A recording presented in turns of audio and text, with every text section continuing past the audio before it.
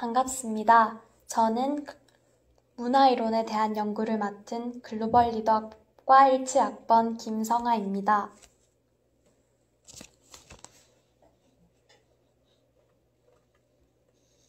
첫 번째로 문화이론에 대한 간략한 소개로 이 발표를 시작하겠습니다. 왜 대한민국에서는 학생들에게 윤동주의 시를 가르치지만 셰익스피어의 문학을 가르치지는 않는 것일까요?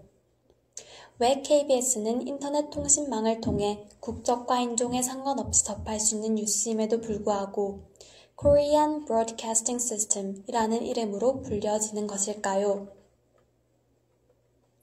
문화가 중요한 이유는 바로 여기에 있습니다. 문화는 단순한 흥미거리나 상업 물품이 아니라 우리라는 의식, 특히 민족 정체성과 깊게 연관되어 있는 사회적 개념입니다. 당신이 학교에서 굳이 다른 것이 아닌 특정 문화를 배우는 까닭은 문화가 이렇게 중요한 사회적 역할을 이행하기 때문입니다. 문화이론은 이러한 아이디어에 주목하여 문화가 무엇이냐고 묻기보다는 문화의 언어가 어떠한 목적으로 어떻게 사용되는지 연구합니다. 이들의 출발점은 문화를 권력이 표현되고 재생산되는 하나의 방식으로 간주하는 것에 있습니다.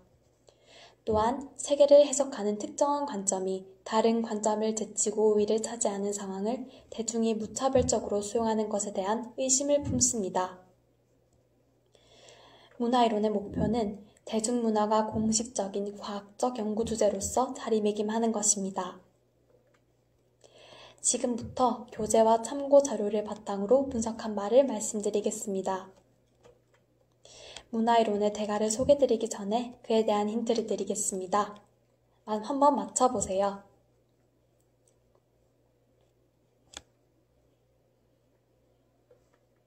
그는 바로 레이먼드 윌리엄스였습니다. 잠시 그가 하는 말을 들어볼까요? 안녕, 나는 레이먼드 윌리엄스야. 내 뇌를 들여다본 소감이 어때? 흥미롭지 않니? 나는 문화를 연구하기 위해 내 일평생을 바쳤지. 하지만 문화는 여전히 나에게 가장 복잡하고 어려운 단어 중 하나야. 그렇다면 지금부터 나와 함께 문화에 대해 알아보지 않을래?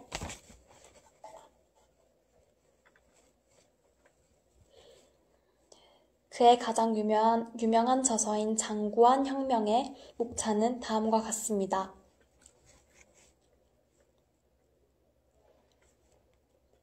첫 번째로 장구한 혁명에서 제시하고 있는 문화적 정의에 대해 설명드리겠습니다. 이 책에서 윌리엄스는 문화가 크게 세 가지 범주로 정의될 수 있다고 말합니다. 첫 번째는 문화에 대한 이상적 정의입니다. 여기서 문화는 어떤 절대적 또는 보편적인 가치의 측면에서 이상적인 것으로 인간이 완벽함에 이르는 과정이나 그 상태입니다. 그 예로는 서유럽의 문화 발전 과정에 대해 이야기할 때 위대한 철학자, 화가, 시인들에 대해서만 언급하게 되는 것이 있습니다. 두 번째는 문화에 대한 기록적 정의입니다. 이 정의에서 문화는 인간의 생각과 경험들이 구체적인 방법으로 다양하게 기록된 지적, 상상적 작업의 유기체입니다.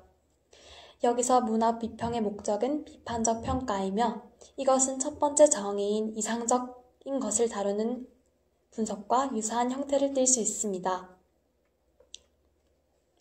세 번째로는 문화에 대한 사회적 정의가 있습니다. 여기서 문화는 예술과 학문에서뿐만 아니라 기관이나 사람들의 보편적인 행동으로부터 관찰되는 특정한 삶의 방식에 대한 묘사를 의미합니다. 이 마지막 정의는 문화주의의 출발에 있어 핵심으로 작용하며 문화를 생각하는 다음과 같은 세 가지 새로운 방식을 열어주었습니다. 첫째는 문화가 특정한 삶의 방식의 표현이라는 것, 두 번째는 문화가 어떤 의미와 가치의 표현이라는 것, 세 번째는 문화 분석 작업이 특정한 삶의 방식이나 특정한 문화에 내재되거나 표출된 의미와 가치를 명확하게 밝히는 일이라는 것입니다. 지금부터는 레이먼드 윌리엄스의 문제의식에 대해 설명드리겠습니다. 레이먼드 윌리엄스는 현재 이익, 쉽게 말해 현 시대의 지배계층의 이익을 옹호하는 과거만이 보존되고 논의된다고 주장했습니다.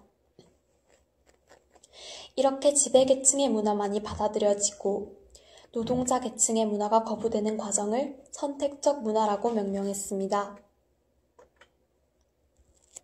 그의 관찰에 따르면 학교와 같은 교육기관은 새로운 삶의 양식이 문화로 받아들여지는 데 있어 극도의 거부감을 보이며 선택된 문화만을 진정하고 유일한 의미의 문화로 보존하기 위해 노력을 다합니다.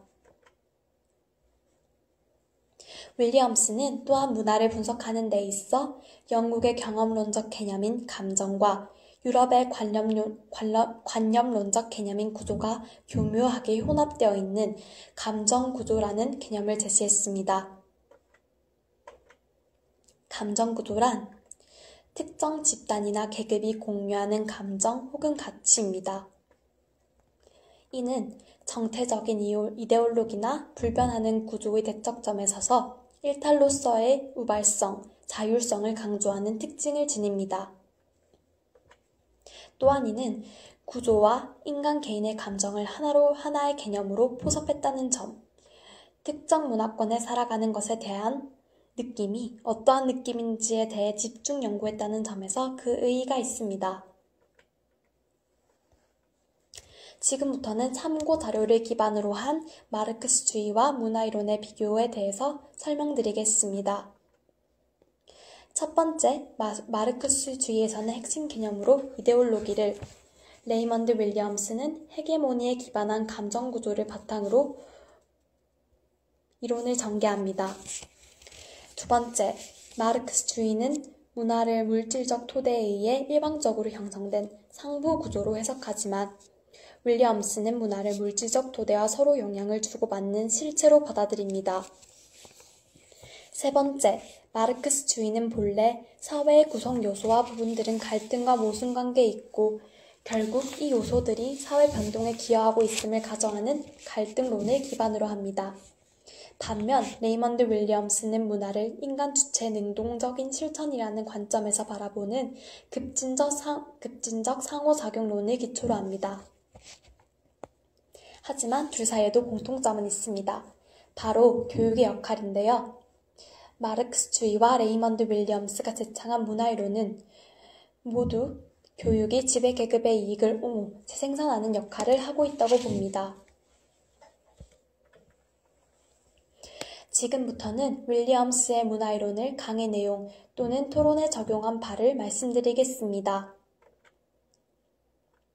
첫 번째, 문화이론에 녹아있는 틀짓기와 점화 효과입니다.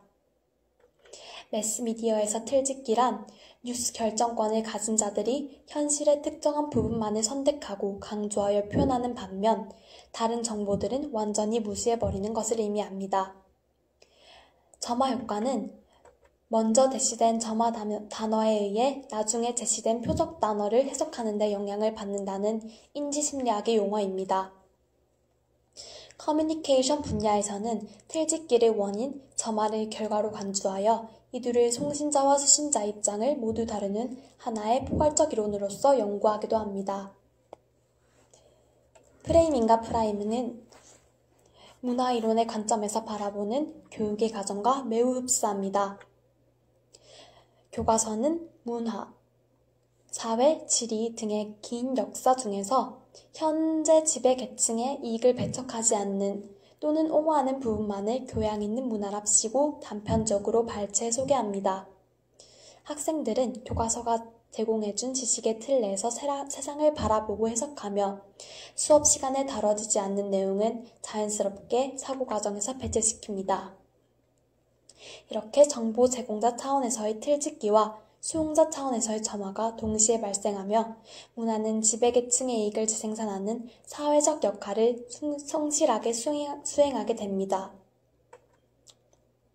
두 번째, 문화이론과 사회화입니다. 사회화란 철저하게 이중적인 신생아가 남녀를 불문하고 태어나 소속된 곳의 문화가 제공하는 방식으로 자의식을 발전을 거듭하고 삶을 영위하는 방법을 점차적으로 깨우치는 과정입니다. 앞서 여러 번 언급한 것처럼 문화이론도 교육, 특히 학교에서 이루어지는 2차적 사회화에 관심을 가집니다. 하지만 사회화 연구가 문화 자체에 의문을 가지기보다는 그것을 수용하는 개개인의 발달 과정에 집중한다면 문화이론은 문화의 언어가 어떠한 목적으로 어떻게 사용하는지 연구하되 수용자로서 개개인의 발전에는 방점을 두지 않는다는 점에서 차이가 있습니다.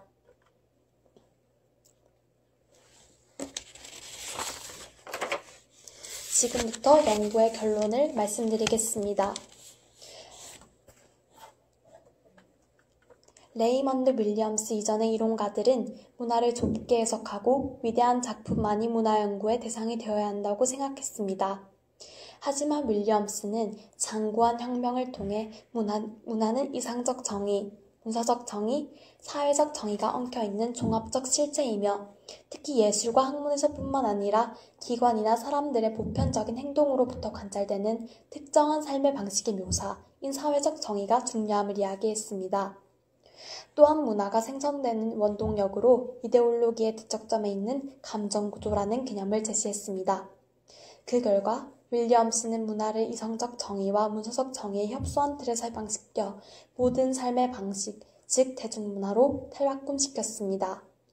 더 나아가 그의 문화 연구는 교육이 엘리트의 특권이 아닌 모든 대중의 권리가 되어야 한다는 점을 시사하며 교육의 평등을 위한 대중들의 의식성장에 불을 지폈습니다. 이상으로 발표를 마치겠습니다. 감사합니다.